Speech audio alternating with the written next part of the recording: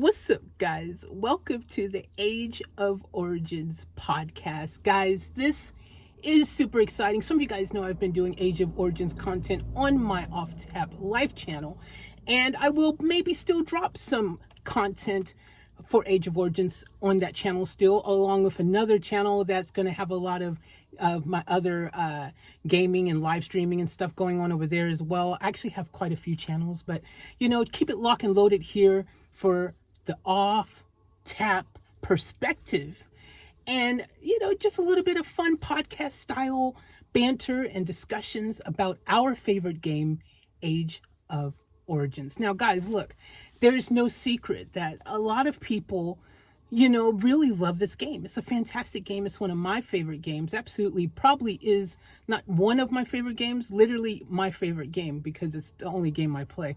So that kind of makes it my favorite game. Every once in a while I might pick up something and play a little bit, but no, Age of Origins is my game that I really play religiously. I would say, let's call it the only game I dedicatedly play on the regular, daily, nonstop, is Age of Origins. There's no other game that I play with that type of consistency. So definitely a good game. So fantastic. And one of the things I want to do with this Off Tap podcast, guys, number one is I want to establish a regular, really good just community where we discuss Age of Origins, a game that we love, in a positive way, keeping the positive, good, beautiful energy alive around the game.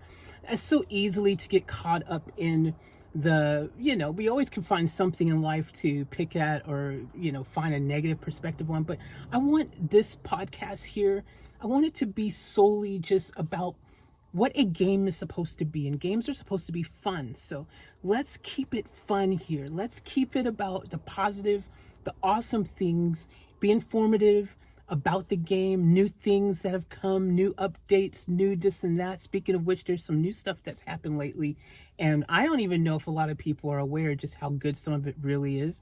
But we'll discuss all that kind of stuff and just have fun discussing the game in a positive way. Now, guys, we can go to other places and we can put the negative things that we want to discuss in other places, but here, let's keep it positive. Let's keep it the spirit of the game alive. Okay, let's go back to why we all started playing this game. For me, and let me give you a little introduction game wise about myself. I've been playing the game for almost going on 5 years now. Initially, obviously, I wasn't as kind of just just super committed, in the sense that if you really want to achieve greatness in this game, there is a pretty sizable commitment you have to make and I'm sure all of you understand that if you want to stay competitive. And that is one of the points of the game. Now, this can come in many ways. Number one being your time, right? Because this game takes time. It's a long term type of game, you know what I mean? It's not a one and done type of game. This is a ongoing situation, where slow and steady wins the race, kind of speak, you know what I mean? So you're constantly growing, and it's really cool. I've watched a lot of game evolution from the very time, start when I first started playing the game until now. There's a lot of things that have changed, and there's been all kinds of new things added, and the game just keeps getting better and better, in my opinion, because there's just always something to look forward to, you know what I mean? And don't get me wrong, there's obviously I have a wish list, like anybody, of, hey, wish they would add this to the game, or I wish they would do this or do that. So, there is a wish list, but overall, I just think let's first of all, let's give Camel some love. Let's shout them out, and shout out to Camel for making an awesome game, a very addictive, beautiful, fantastic game. And the community that is, being grown on the daily, just all kinds of people coming together from all types of nations all around the world because of a game. It's pretty cool. You talk to people that you would have probably never talked to in your life from playing this game. And I think that is a really just awesome thing. I think, matter of fact, I know a lot of people who play the game because of community. It's one of the things they like most about it. It's just being able to kind of have that, friendships and those just that little escape, if you will, from the real world and the everyday hustle and bustle. And then you can go online and just have a lighthearted, fun time, and just talk to some friends from different cultures and stuff. And I think that is probably one of the coolest things. Like, I really appreciate that.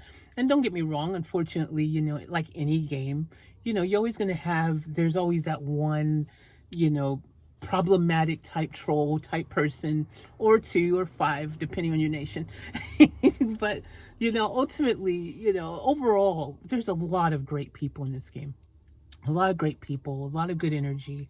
And most importantly, I think that, anything in life is what you make of it. You know what I mean? And if you go into this game with a good attitude, with positive energy, with wanting to just have a fun time, and, just really kind of submerge yourself into the game, into this world, because this is a world. This is a amazing virtual zombie post-apocalyptic type of world, and it's got everything. It's got a little of everything. I mean, they've really been expanding the gameplay to include things that you wouldn't necessarily think goes with your typical zombie apocalyptic type of scene, but it adds to just the fun value of the game. I think those little dogs with DJing, it's cute. I have a DJ background. Well, it's part of my entertainment background. I'm a singer, producer, rapper, all this stuff, but we don't need to talk about all of that, on this channel, because most of you probably already know all that about me on my other channels. So, but I will tell you some gameplay information about me, so you kind of know who you're talking to in the game. Like I said, I've been playing for about 5 years, and my game handle off tap, so you guys, it's kind of easy to remember. And currently my main and only nation is 1352. So I'm not playing in any other nation at the moment, even though I still maybe have some cities around in various nations here and there, which are kind of important, just to, when something goes on, and if I need to check to see if there's any thing content wise that maybe I should film or check out, or just just keeping in touch with what is going on in different worlds in the game, because it's quite interesting. Some places, for example, they still have civil war going on, and I'm like, man, this is like a 2-year, 3-year civil war type situation. It's like, wow, like, I can't believe they're still fighting. And I've come to read some of the, when you go into the chats, the NC chats, and you come to discover that they're building a culture over there. Like, they, I literally see them talking in just one particular nation, and they're like, guys, let's just do civil war here. It's cool. After a long day's work, we can come out here and we can just duke it out, and we can just kind of let off some steam and just play the game and fight anytime we want. Because look, guys, one big thing that this game is, and I think a lot of people tend to kind of forget, but this is a war game. Like, this is part of the gameplay, is to have fights, to attack people, to, what I mean? Like, the true essence of the game, I think, to a lot of us older players, who've been here for, a period of time, I think that a lot of us tend to think of Void as the event that really truly kind of represents the game to us. Like, when we think of what is the most important part of the game or gameplay, Void is the event. And that's how a lot of us OG players think. We think Void. We also think Elite War. EW's fantastic, super fun. And I think those two events would be at the top of all of our lists, as these are the events of the game. If you go to any old nation, and they're very competitive about these two events, Void, and you got to have your Elite War. This is where all the participation these days still, to, as far as the nation's concerned, a lot of them really want EW. I like EW, but I also like Wasteland. I also like Polar. I mean, actually, I like all the games where it's active, if you know what I mean, like where you're actively able to play and participate, like a game, where you can see yourself going and, attacking somebody, or you know what I mean? Like there's movement, there's activity. I don't like the games where you just kind of set your troops and then you just go about your day, and then later on you find out the results. You know, like we've had quite a few of those type of games lately. Those aren't particularly my favorite type of games. You know, I like the ones where you actually, okay, for an hour we're just going hard at it. You know, all those games are great. But you know, again, at the top of the list, you gotta like games like Void, events, Void, Frenzy, GC, which I hope we will get a GC soon. But I like all these events. Chaos Land, these are like, that's the kind of events I really love. So those are the kind of events that I've always looked forward to. And I think one of the best things, if you guys will agree with me, I think a lot of you will, is when you first start playing a game and you have your first KE, right? Your kill event. For you guys don't know what KE stands for, kill event. And it's a 3-day kill event.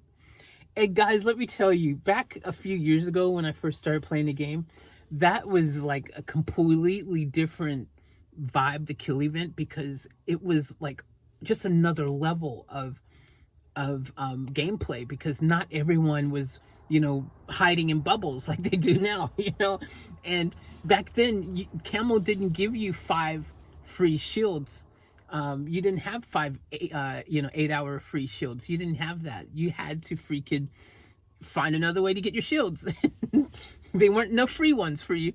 I mean, unless there was like a reward here and there, maybe they might throw a shield in here or there. But overall, generally, you know, it wasn't like, hey, you got 5 shields here, so you can protect yourself. But again, even if they did give you 5 shields, when you got the 3-day KE, ain't covering all 5 days, is it?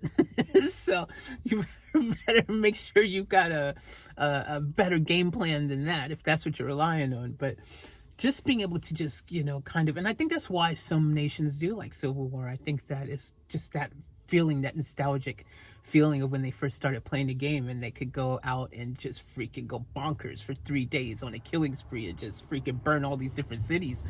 And, you know, it's kind of a good feeling when you see yourself winning that battle. On the other side of that is kind of a crappy feeling when you see yourself losing and you're like, oh man, I probably bit off more than I could chew in this one.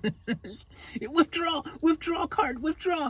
You know, and sometimes you're just caught in the moment and it happens so quick that you don't withdraw in time and you're like, yeah, I deserve that. So I don't know, guys. I want to really just you know, talk about just, again, all the cool fun aspects of the game, and just keeping it really good and just positive and just fun. And that's one that goes with the Off Tap podcast. Blah, blah, blah. I keep saying Off Tap because I do have an Off Tap podcast as well from my other channel, but the Age of Origins podcast is, let's create something super cool here, right? I think a lot of things that I enjoy most about the game, you know, is probably the same reasons why a lot of you still play the game. And I think that those elements of the game is what a lot of us, you know, have come to know and love the most about Age of Origins. So it's to each to their own. You can ask any 10 people these days, you know, why do you play the game? And what is your favorite aspect of the game? And what's your favorite event of the game?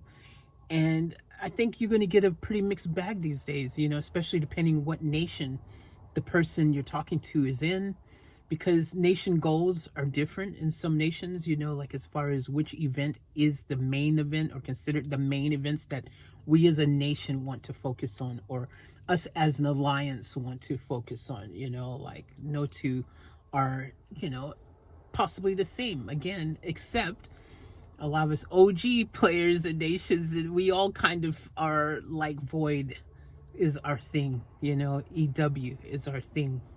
So I like those events. I think they're awesome.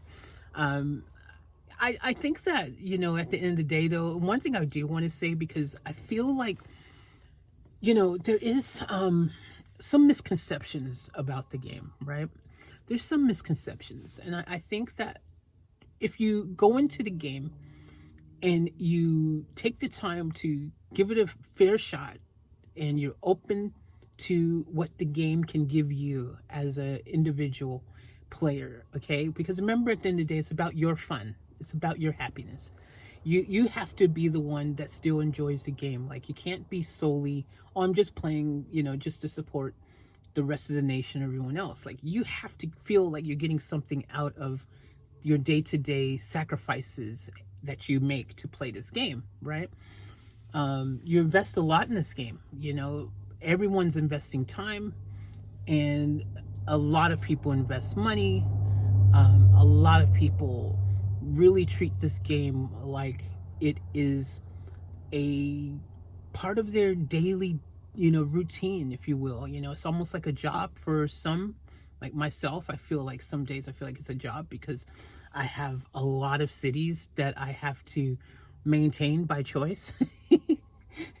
It's kind of one of those things, like, hey, it'd be a good idea to have a bunch of cities, and then you have a bunch of cities that you're playing, and it's fun when it's fun, but when you have to freaking every single day make sure you do all those dailies for those cities, so right now, I know some people are going to think that's crazy, but I do have 8 main cities that I play with. And there's a reason for it. I've told this story before, but I'll share it here since we're on a new channel, the Age of Origins podcast. So when I first started, why do I play with so many cities? So this is the short of it. So when I first started playing the game, okay, again, imagine you're bright-eyed. You all been there. If you're watching this podcast, either you all have already experienced this before, where you're new in the nation, new to the game, you don't know anything about anything, or you're watching this because you are completely new to the game and you haven't started playing yet, and you're thinking, maybe I'll get into this, or it could be fun, I don't know, or you just, through the grace of the algorithm, found this, video, and you're like, what are they even talking about? What's an Age of Origins? Well, it's a mobile game on your phone. They do have a PC version that you can download and pay on your, your PC, which is pretty dope. But you can play it on your iPad, you can play it on your iPhone, you can play it on your Android, your tablet, so you got options. And it's a very popular game. It's, it's one of those type of games that had been on the top of the, game, download ranking charts for a long time, and it's still a very popular game, and I know this because they're still opening tons of new nations. You can't open new nations if you don't have people wanting to join and be part of it. So there's obviously activity still happening. But anyways, for me, so a few years ago, starting the game, I get thrown into this nation where I'm just like, okay, what is this game, and what's the concept, and what is it about, and what do we do, right? I get thrown into this nation. I'm still figuring out the game, and I think the game got confusing for me based on the ad that I seen initially that made the game seem like it was something it wasn't. It's like, everyone saw these Facebook ads and stuff, on social media and different places. They had these ads running, and the game seemed to be one of those different types of games, where you're just kind of like, shooting all these, hordes coming at you, and you're like, you're trying to shoot them all up, which it is part of the game now. They actually do have that incorporated in it. But back early days, it was like that kind of, oh wow, a tower defense game or something, you know what I mean? One of those type of games. Anyways, you get into the gameplay and you realize, wow, this world is so much bigger than I thought it was. Like, there's so much to this game, and it's exciting. Like, the first times you play it, especially, you're like, wow, what is this? It's the feeling I got when I first started playing this game. It's the feeling I got the first time I watched Avatar. Do you guys remember Avatar, that movie? The first time I watched Avatar, that world, it was like this whole new world, and it was like exciting, and it was so different. I was like, wow, I want to actually live in that world, man. I want to go to this world and just be there. I watched the first Avatar movie like 3 or 4 times, and I watched it in 3D. Even I watched it in the big screen front row. I went back like 3 or 4 times to the movie theater to watch this movie because it was just that good. It was one of those movies you had to watch in a movie theater, dude. Like, you want the full effect certain movies, even these days, even though we all have, much bigger screens and really cool, audio and stuff, surround sound and Dolby and this and that in our own homes now, like, still, man, nothing beats that huge, super crazy, just big screen. And when you have the right audience with you there, the vibe is just second to none, when everyone is just, dialed into the movie. Everyone jump scares at the same time, everyone freaking laughs at the same time, everyone is freaking just clapping, standing ovations, at the same time at the end of the movie. These type of experiences. And and everything is just bigger and better, and you're just submerged more into the world. But that feeling of Avatar I had when I first started playing this game. I felt like, wow, what a world. Whoa, all of this. It was just so exciting. It was so new to me. And I was like, this game is awesome. But I didn't understand the game. I didn't know anything about the game, right? We're talking first day impressions, okay? The first day I started playing this game. So I'd only been in the game for like 2 days. I'm not even exaggerating. 2 days into the game. And suddenly, the Alliance leader, the R5, didn't show up. Like, so it must have been, how, like, so the game will automatically, after 3 days, if the R5 doesn't show up, the R5 gets demoted. And whoever is the last active person at that point in time becomes the leader of the Alliance. Guess who that was after only being in the game for 2 days? That was me. Guys, I'd only been in the game for like 2 days. 2 days. I was in the game for like 2 days. And the Alliance leader didn't show. And suddenly I'm like, the game is telling me, hey, your leader hasn't logged in for a long time. So you are now the leader of your clan. Good luck. Have fun. I'm like, huh? How can I be the leader? Dude, I have no experience in this game. I know nothing. And now I'm the leader? And all these other people in the Alliance, like, now are, like, looking at me for answers. I'm like, dude, what? This is crazy. How am I the leader? Like, I could not figure out. The worst thing was I couldn't even figure out how to not be the leader anymore. I knew nothing. I was like, no, I'm good. I don't want to be the leader because I don't know what I'm doing. Think about the game. But I am one of those kind of people who steps up, to opportunity. I like the challenge. I like games. And I'm like, you know what? I'm the leader. I guess I better figure this out. So I spent the next freaking nonstop just the next freaking day and the day after, like, I just nonstop. Google, YouTube video, freaking Reddit. Everywhere there was a bit of Age of Origins information, I was on it. I was freaking watching every video. I was reading information. Dude, within freaking 48 hours, I was like, okay, guys, let's go. I was like, I'm the leader. Let's do this. Like, and it was actually just, I was thrown in the deep end, and it was kind of a blessing in disguise, right? Because then it forced me to have to really, step up quickly, learn the game quickly, figure it out quickly. And that's what I did. And that's kind of probably why it helped me to love the game even more and get addicted to it even more quicker, because that was a really cool, interesting, just unexpected twist. Just like, hey, you're the leader. The game didn't care that you'd only been there for freaking, 48 hours. Like, yeah, we don't care. You've got this. And it's really cool though, that you have this game that keeps you on your toes, right? Because it forces you. It's like, hey, if you're going to be leader, you got to show up. If you don't show up, you ain't leader no more. The thing is that person who was the leader, it wasn't like they were just oh, sorry guys, I just got busy in real life or something, which can happen. They were gone. They never came back. It wasn't like suddenly they came back and said, hey, sorry guys, blah blah blah happened. Hey, can you give me the leadership back? You know what I mean? They didn't say that to me. And I was like, guys, no, you guys know what happened to the leader? Because apparently now I'm the leader. But it was really cool because, like I said, it forced me to figure it out, and that's one of the things that I find that's kind of missing these days.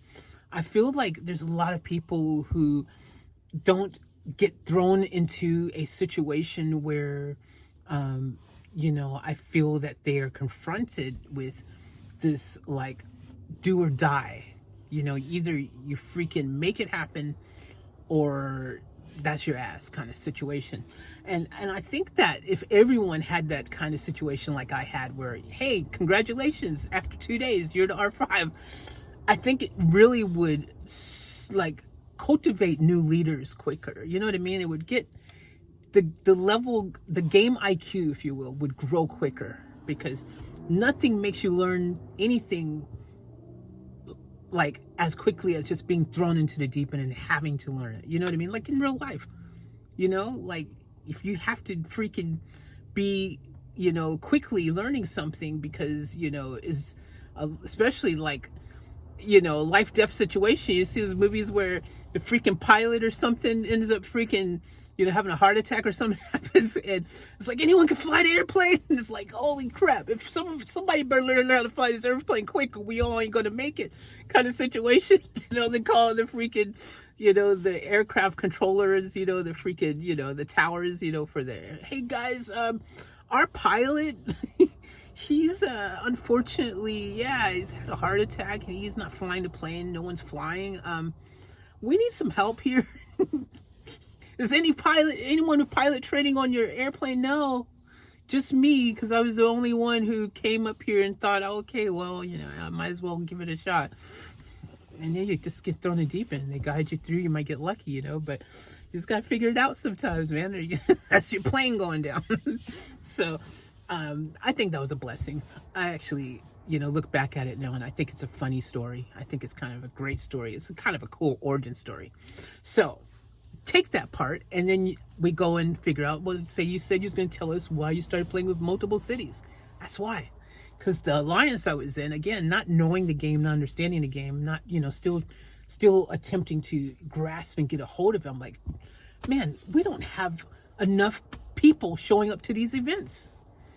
And instead of what I should have did now that I've, years of playing the game, right? Now I would be like, this nation is dead or this alliance is dead. I need to go and move to a different alliance or I need to go move to a different nation, which would be the correct answer right now if I was, just starting the game now and, with the knowledge that I have. And if I end up in an alliance and no one is participating in events and stuff, I'm like, okay, this isn't obviously the alliance for me because I want to participate in events because now also game knowledge wise, I understand that the whole goal and concept of the game is to build up nation strength, build up your city, build up your nation so that you can compete in cross-nation events, so that you can be competitive in cross-nation events.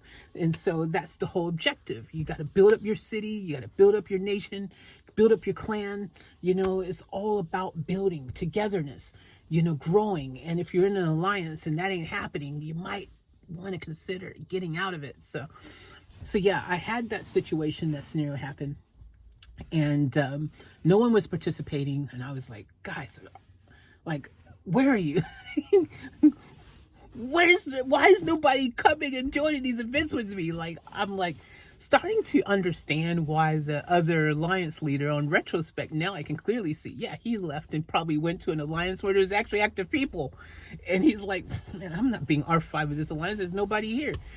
He's probably moved on to greener pastures. And I didn't realize at the time. So I was like, I got to figure this out as a leader. I got to make sure we freaking stay competitive in these events. We got to freaking... So I was like, I know. I'll just start forming my own army. So I started making a bunch of my own cities. I had a bunch of cities and I made multiple cities. And I was like, okay, I'll just freaking have tons of cities. And then that way I'll be able to keep us going, keep the alliance alive. I'll keep us competitive. So I had a bunch of different cities. I was playing multiple cities across multiple devices. I was getting quite good at it. After a while, I became great at it because practice makes perfect. If you do the same thing, repetition over and over and over again, of course, you get better in time. And that's what happened to me. I was like, man, okay, I got the hang of this. And dude, I started playing with multiple cities. And then what happens when you do that time and time again, after a while, for a long period of time, it just becomes part of your gameplay. Now I feel weird if I don't have multiple cities. I feel a bit naked, I feel a bit vulnerable. I feel a bit like Okay, where's my backup? You know what I mean? Now I've got my own backup. You know what I mean? Every time I freaking go out there, I'm like, I don't have to worry about if no one else shows up in this attack because I've got my own backup. I'll send my other cities in. It's nothing. Look, I think the adrenaline rush of when I do a speed attack and I've got like, freaking 6, 7 cities just freaking right there. And I'm just like, boom, boom, boom, boom, boom, boom, boom. It's feeding them all in. It's such a cool feeling. Or doing like even just regular TAs, or just having them and timing all my cities so they're just hitting at the same time, doing the perfect TA by yourself with multiple cities. It's an experience, dude. It's an experience. And, setting your own traps, using your own cities as trap cities and stuff. And it is so cool. I just get so much fun of it. Even just like events like EW and having freaking all of my cities marching, down towards the enemy and stuff. It's fun. So now it's part of my gameplay. It's just how I am now. I have to play with multiple cities. Like I can't not play with multiple cities now because I get bored.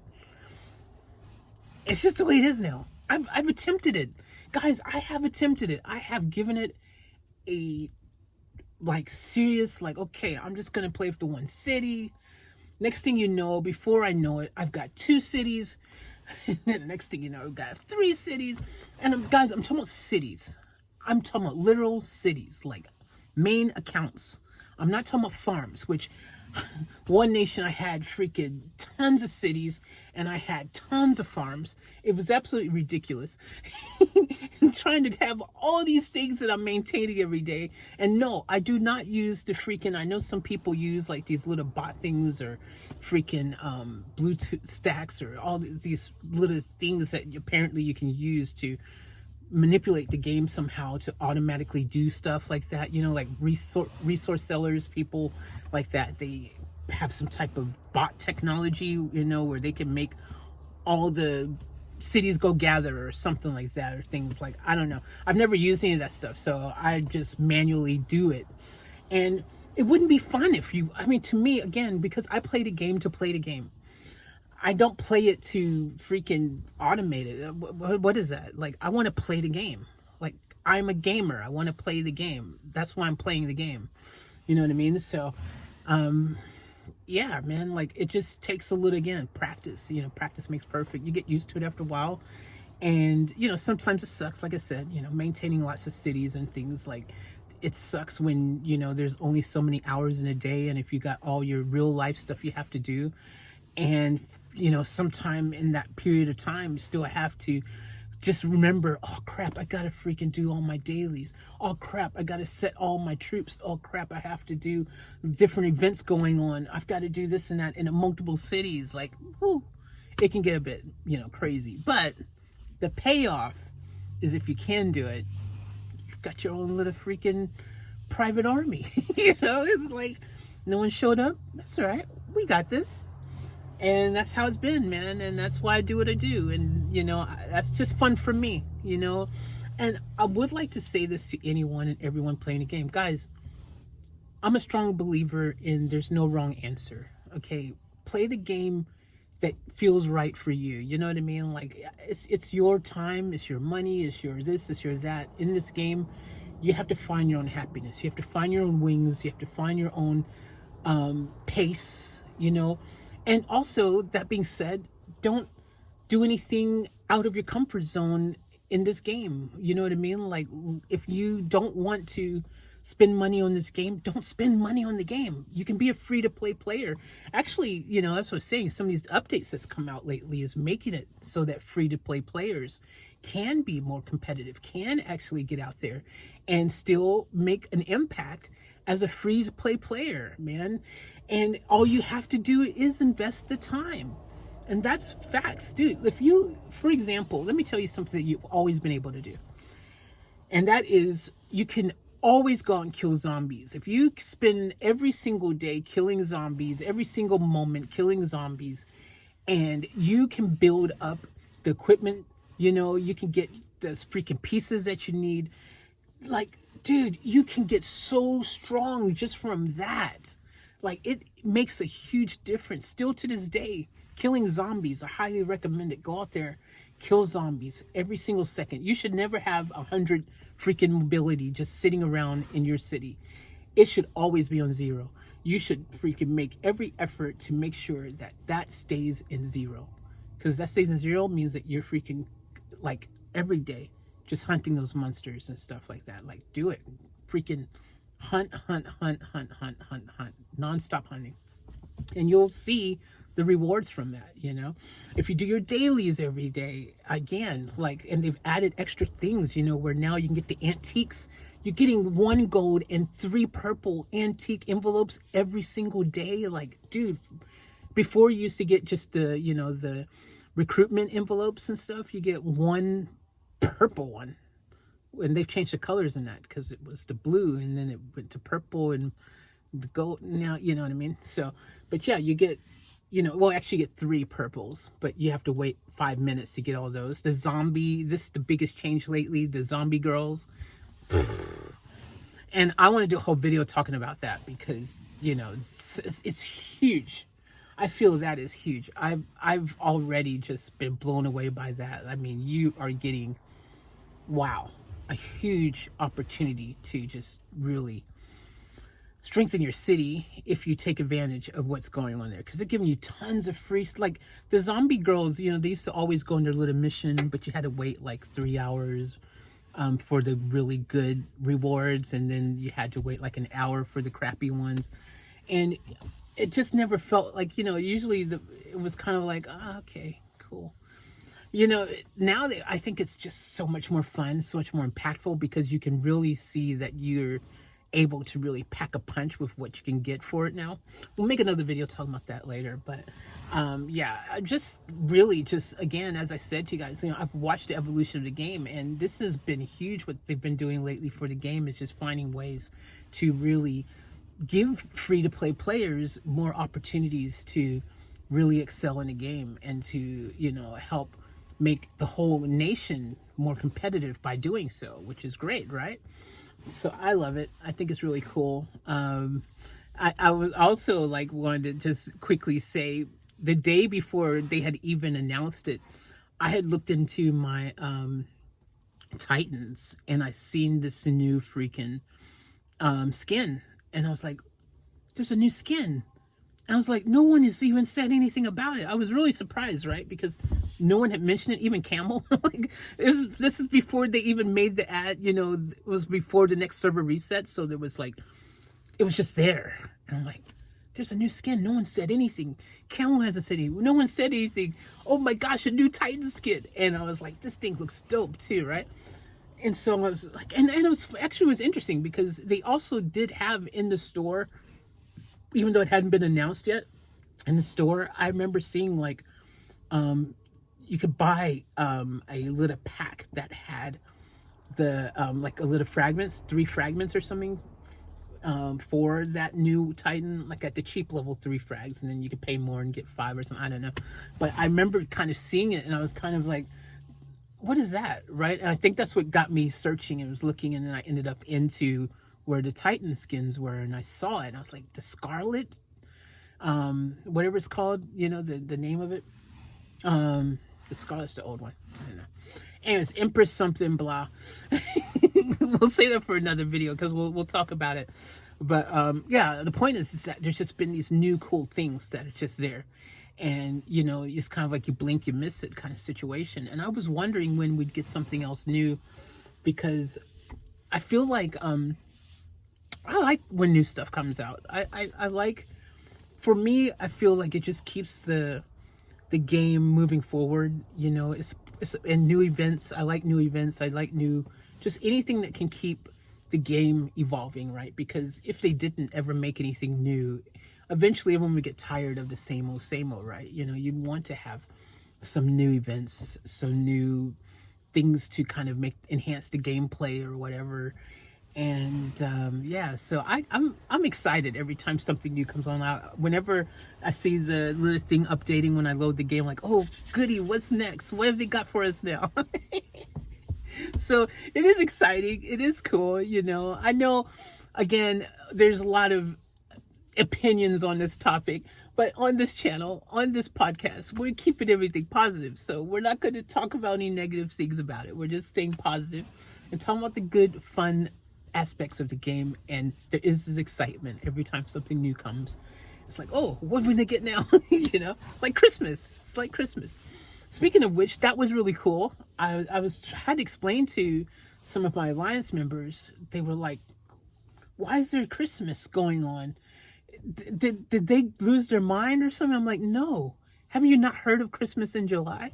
And I was actually surprised that some people hadn't heard of Christmas in July. I actually thought it was a huge thing around the world, you know, where, you know, everyone kind of has this opportunity where there's some really good sales going on and you can get some great, you know, kind of like, to me, the better time to kind of do your Christmas, you know, if you can, you know, if you're on a budget, because a lot of things, you know, obviously during Christmas, you know, either the pricing gets crazy or the thing you really want gets sold out because everyone wants it. And in July, you know, hey, there's plenty of it on the shelf, man. You know what I mean? There's plenty on the shelf there, you know. Just go there and, you know, find all these really cool July specials, you know, and then just freaking wrap it up and do your Christmas in July. Or you can do Christmas in July and Christmas in December and double up your fun. So, but I just love it. I just think it's really cool when I seen that, because I was like, you know, and to me, what do you guys, you know, for me, like, when you think about Christmas, like, I think it's the most fun time of the year. And, you know, it's a time of sharing and giving and, you know, goodwill towards all men kind of situation. So I think it's fantastic that they did that. I was like, cool, yeah. Especially for you guys that don't know, last Christmas, we didn't get the decorations inside of the city. And I really missed having the snowmen just ice skating around the city, you know? And I was like, man, they didn't do that. I kind of felt a little sad, actually. So I'm hoping this year, please, Cal, please bring back the Christmas decorations inside of the city, because it felt really weird not having it. It felt weird. I don't know. Such a strange feeling. It's like, this is not Christmas. This is not Christmas at all. Christmas is canceled. You know, the city inside, when they do all the direct decorations inside the city, is so cool. So there might be a reason why, you know, a technical reason. Like, I know a lot of people notice from time to time. Sometimes, you know, the game might experience a little bit of lag here and there or something like that. And, you know, so I would imagine having that extra stuff going on inside the city, maybe it's resource heavy and it causes the server to not perform at an optimum, you know, just playing ability, because it has the extra graphics, the extra this and that going on. So maybe there's a logical reason why there's like, all right, let's kind of cool it, because we've got all this other stuff going on now in the game, and that's an extra resources that's just dragging the servers down a bit. Maybe that's why, you know. And fair enough, if that's the reason why, you know, fair enough, you know, it is what it is, right? But the other thing I thought, and I didn't actually say this, I talked about, I think I talked about this in a video or so on my main channel. But my theory is that maybe in the background, they got the programmers working on getting C44 ready for everyone. My theory is C44 is coming very soon. And I think you have to look at what's happening in the game to kind of figure out that has to be the end game here, right? That's what they're doing, is getting ready for C44 or something. That has to be the goal and objective. Because, you know, think about when C44 comes, for starters, just instantly by whoever becomes C44, whatever troop type they get at C44 is going to be monsters, right? It's going to be like, holy crap, like just troop types alone. And this is something that a lot of players don't necessarily realize, you know, like, because I've seen it. I've seen some players who have kind of not understood the importance of why you need to attempt to hurry and upgrade to the better, T11, T12, T13. Like, get those better troop types as soon as you can get them, because they make a difference. They really do.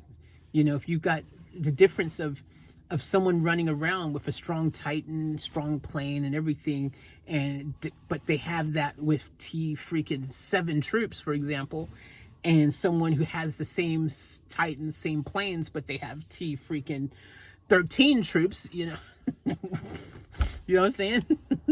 Like, troops matter, guys, especially when you think about the zombies, because if you get those stronger zombie types, oh my gosh.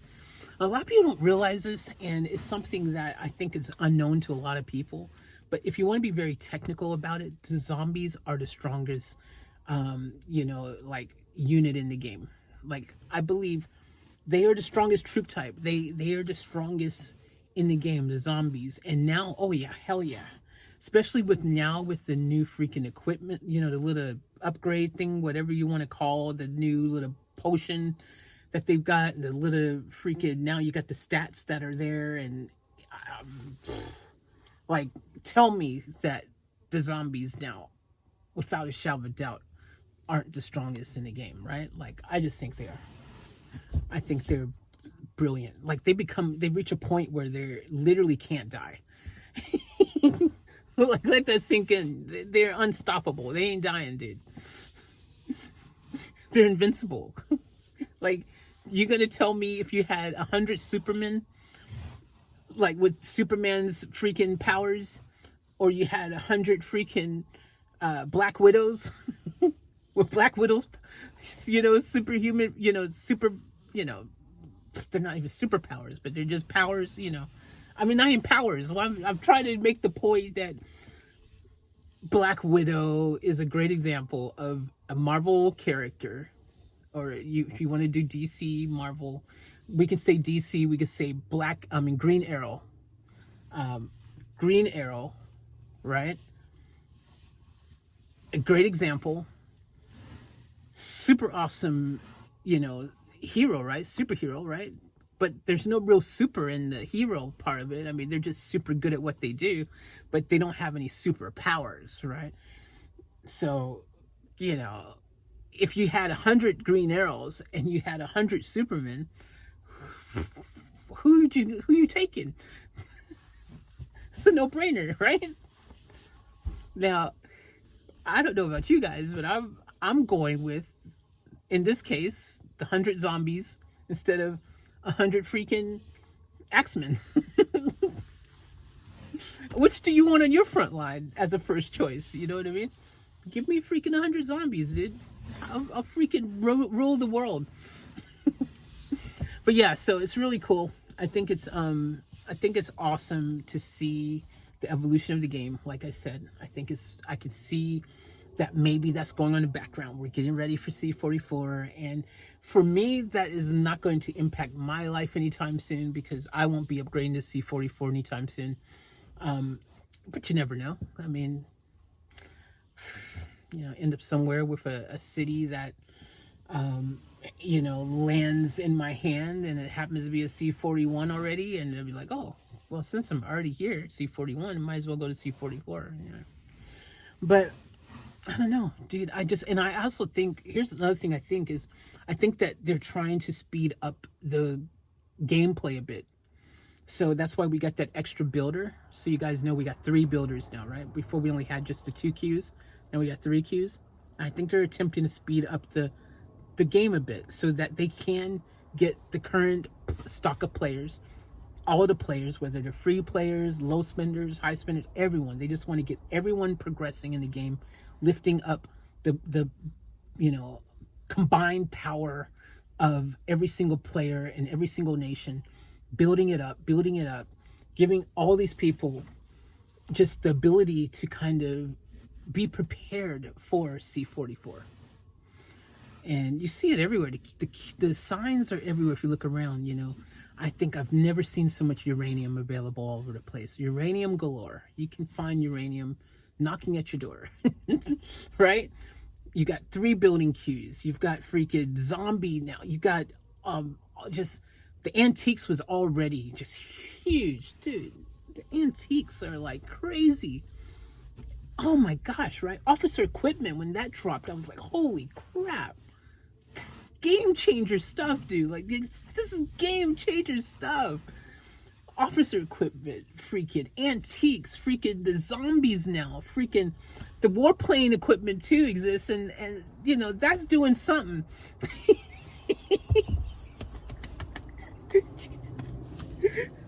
It's like, it's there, man. It's adding to it. It's all adding to it. But it's all impactful. It's all just, these are changes that are making, I mean, and then and what about the skins on your freaking, gosh, there's so much stuff. If you gotta sit there and think about it. There's all these different elements from when I started the game that didn't exist, and now there's all these things that exist.